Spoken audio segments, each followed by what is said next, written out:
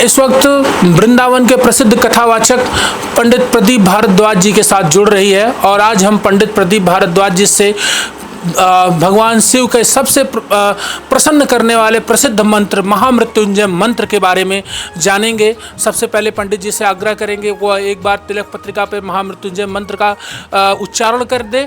इसके बाद महामृत्युंजय मंत्र की विधि विधान से पूरी व्याख्या तिलक पत्रिका पर बताएं कि उसके कैसे उसको जपें, क्या उसके नियम हैं, क्या शर्तें हैं, क्या लाभ हैं, क्या नुकसान है, क्या हानियाँ है, क्या सकारात्मकता है, क्या नकारात्मकता है, सब पंडित जी तिलक पत्रिका पर बताएंगे। जी स्वामी जी।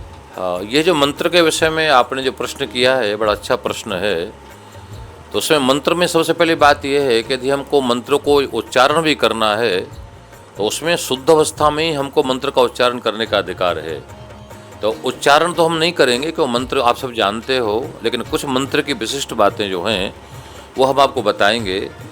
क्योंकि जो महामृत्युंजय मंत्र है, सबसे पहले आप ये समझ लीजिए इसको कभी भी जप नहीं करना चाहिए, ठीक है ना। महामंत्र एक ऐसा मेडिसिन, एक ऐसी औषधि है कि जहाँ सारे मंत्र काम करना बंद कर देते हैं उसके बाद में इसका शुभारंभ होता है, इसका प्रारंभ होता है। जैसे आपके घर में कोई रोगी है जो दवाइयों से ठीक नहीं हो रहा है, ठीक है, डॉक्टरों ने जवाब दे दिया है, तो ऐसे रोगी के लिए यदि कोई महामंत्र का 1.25 लाख मंत्रों का जप कराता है तो उसके रोग में तुरंत फायदा होने लग जाता है। तो सबसे पहली बात तो यह है कि किस मंत्र का किस समय और कैसे प्रयोग किया जाता है ये हमको आना चाहिए। तो महामंत्र जो है विशिष्ट मेडिसिन है, विशिष्ट प्रकार की दवाई है। तो इसको जो है जब सारे उपाय विफल हो जाते हैं तब इसका जप करने का विधान है। और मैंने पूर्व में भी आपसे कहा कि कोई भी मंत्र जो है वो अपने मन से आपको नहीं जपने चाहिए। जैसे कलिकाल है, कलयुग है, तो कलयुग में अन्य मंत्रों में तो मैंने अभी बताया थोड़ी कि आपको बहुत विधि विधान का ध्यान रखना होता है, लेकिन चैतन्य महाप्रभु ने कलयुग के सभी प्राणियों को एक मंत्र बताया। यदि उस मंत्र का आप कोई जाप करेंगे तो उसमें कोई आपको अपराध नहीं लगता है, न शुद्धि का न शुद्धि का कोई भी आपको दोष नहीं लगता है। तो वो मंत्र कौन सा है? हरे कृष्ण कृष्ण कृष्ण हरे हरे, हरे राम राम राम हरे हरे। इस मंत्र में इतनी ज़्यादा आपको छूट दी जा रही है। इस मंत्र में आप स्नान नहीं करेंगे तो भी आपको दोष नहीं लगेगा, तिलक नहीं लगाएंगे तो भी दोष नहीं लगेगा, है बिना नहाए जपेंगे, आप खटिया पर बैठ करके जपो, अपनी सीट पर बैठ के जपो, कहीं भी जपो, इस मंत्र का कोई साइड इफेक्ट नहीं किसी अवस्था में। यानी यहाँ तक कि मलमूत्र त्यागने में भी इस मंत्र का कोई जप करता है तो इसका कोई अपराध नहीं होता है।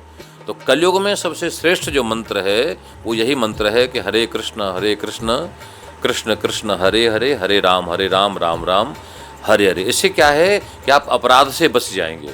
बाकी सब मंत्रों में क्या है, बहुत ज़्यादा विधि विधान है। तो यदि विधि विधानों के अनुसार कर सकें तो आपको वो मंत्र करने चाहिए। यदि नहीं करेंगे तो उसका साइड इफेक्ट यानी इससे आपको परेशानी ज़्यादा खड़ी हो जाएंगी। जैसे आपने महामृत्युंजय मंत्र पूछा, इसी तरह से एक मंत्र और है ओम नमो भगवते वासुदेवाय। इसको भी लोग चलते फिरते सड़कों पर जपते हैं तो ये भी अपराध होता है, क्योंकि जिन मंत्रों में ओम लगा होता है, क्लीम लगा होता है, ह्रीम लगा होता है, ये विशिष्ट मंत्र होते हैं। तो ऐसे मंत्रों को हमेशा पवित्र आसन पर बैठ के ही करना चाहिए। यदि पवित्रता का खंडन हो जाएगा तो मंत्र आपको अच्छा प्रभाव की जगह कुप्रभाव आपको देने लग जाएगा। इससे आपको लाभ नहीं होके आपको हानि हो जाएगी। गुरुजी एक और प्रश्न रहेगा आपसे, बीज मंत्र क्या होते हैं? निर्गुण मंत्र और सगुण मंत्र, इन तीनों में जरा एक बार डिफाइन कर दीजिए आप। बीज मंत्र यही हैं, जैसे ओम, अभी मैंने बोला ओम ह्रीम क्लीम, ये बीज मंत्र होते हैं।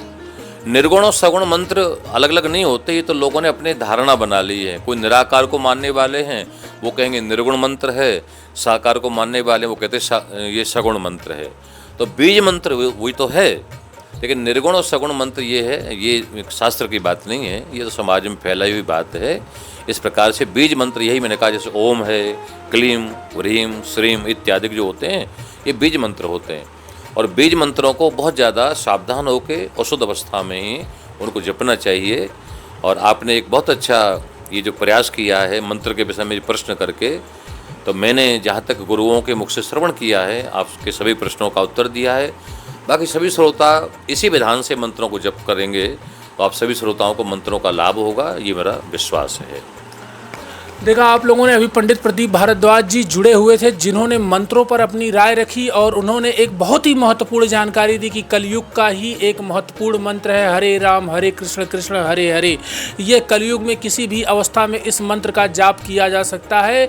इससे भक्त को कोई भी परेशानी नहीं होने वाली। आप शुद्ध अशुद्ध अवस्था कोई भी हो, कहीं भी हो, किन्हीं भी परिस्थितियों में हो, इस मंत्र का प्रयोग आप कर सकते हैं अपने लिए। मैं देवेश पांडे, अयोध्या।